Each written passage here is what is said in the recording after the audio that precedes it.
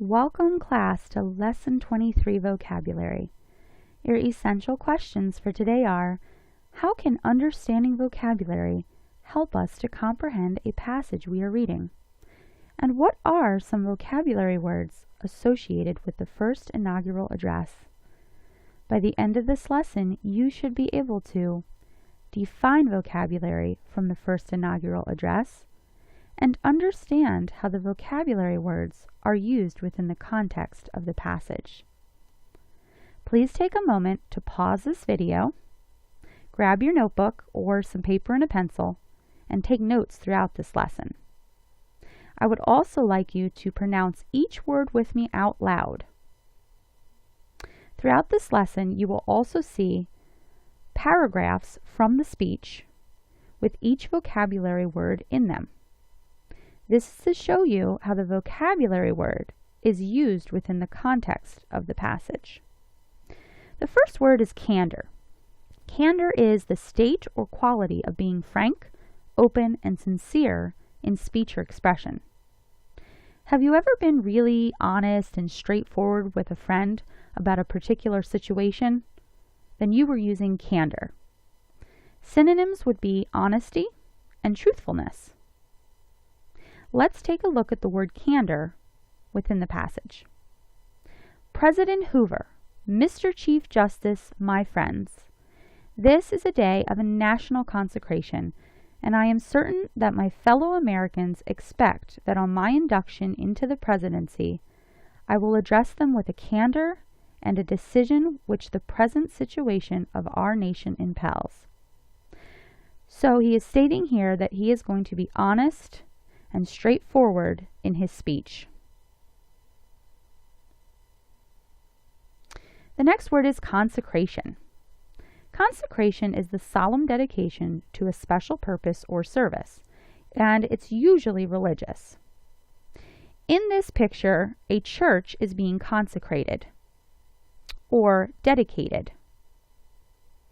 The same passage is used here as an example. It says, this is a day of a national consecration. So within the speech, he was saying this is a day of dedication as he comes into presidency. The next word is feasible, capable of being done, effected, or accomplished. Some synonyms would be possible and practical. Sometimes throughout life you may think that things are just not feasible or able to be done. But then later on in life you find out that these things actually can be accomplished and done. Let's take a look at the word feasible in this sentence. Action in this image and to this end is feasible under the forms of government which we have inherited from our ancestors.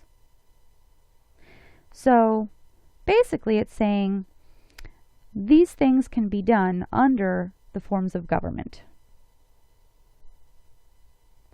The next word is arduous, requiring a great amount of effort. If you take a look, we have someone trying to climb an icy mountain, snow-covered mountain. We have a whitewater rafting, and sometimes that can be choppy, and it looks like they're about to go in the water and fall overboard. And I also have a comic here. It says, it's going to be an arduous trip to my office on the 95th floor. That would be very difficult, exhausting, and tiring. Let's take a look at the word within the context. We face the arduous days that lie before us in the warm courage of national unity, with the clear consciousness of seeking old and precious moral values, with the clean satisfaction that comes from the stern performance of duty by old and young alike. So, arduous in this passage, it's saying there's going to be some really difficult, hard days ahead of us, but we can do it. Please make sure that you are taking notes again throughout this lesson. If you need to pause and go back at any time, please do so. Your next word is exportations. To urge advise, or caution earnestly, to give urgent advice, recommendations, or warnings. If you take a look at the picture here, here is a kid who wants to go surfing, but there's lots of sharks, and there's a big sign that says, "Warning, do not swim or surf." Or, maybe a lifeguard might yell out loud, "No, do not go in the water." And that would mean that he is giving advice or using exhortations. So let's take a look at the word within the passage. Stripped of the lore of profit by which to induce our people to follow their false leadership, they have resorted to exhortations, pleading tearfully for restored confidence. So they've pretty much resorted to giving advice, warnings, and urgent messages, pleading tearfully for restored confidence. The next word is mandate.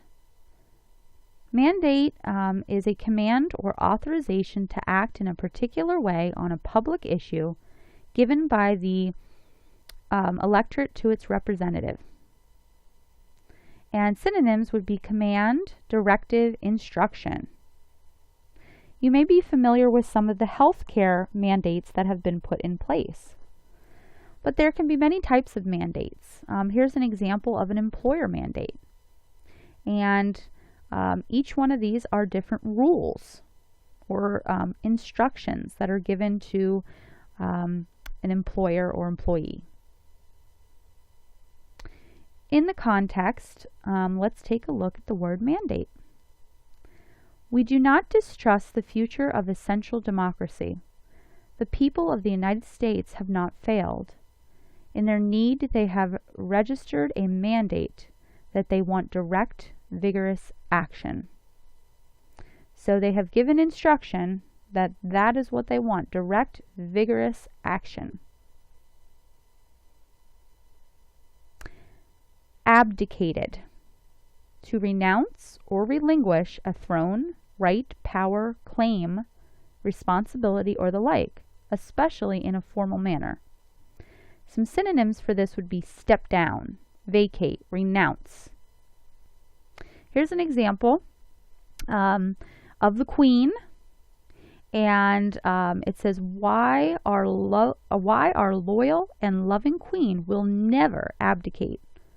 Our monarch's vow to her job for life. So basically, she's never stepping down from her role and job as Queen. She will never abdicate. All right, let's take a look within the speech.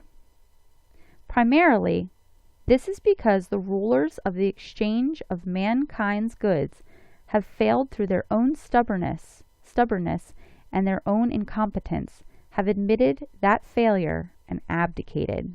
So they've admitted failure and they've stepped down or have left. The last word is restoration. Defined as the act of restoring, renewal, revival, or reestablishment. Or you can say it's the state or fact of being restored. And if you take a look here, the synonyms I have are renewal and change. Within the context, let's take a look at the word. Restoration calls, however, not for changes in ethics alone. This nation asks for action, and action now. So, asking for renewal, but not just making change or renewal in ethics alone. And if you take a look here, I have a picture of the speech being given, and I have a sign below that says change ahead. Restoration is a form of change or renewal. All right, so here's your checklist for today. Can you define the 8 vocabulary words in this lesson? And do you know how these vocabulary words relate to the first inaugural address? If you can do these things, answer the questions below this video. If not, please take your time to watch it again, write some notes, or contact Mrs. DiMascola or myself. Have a great day.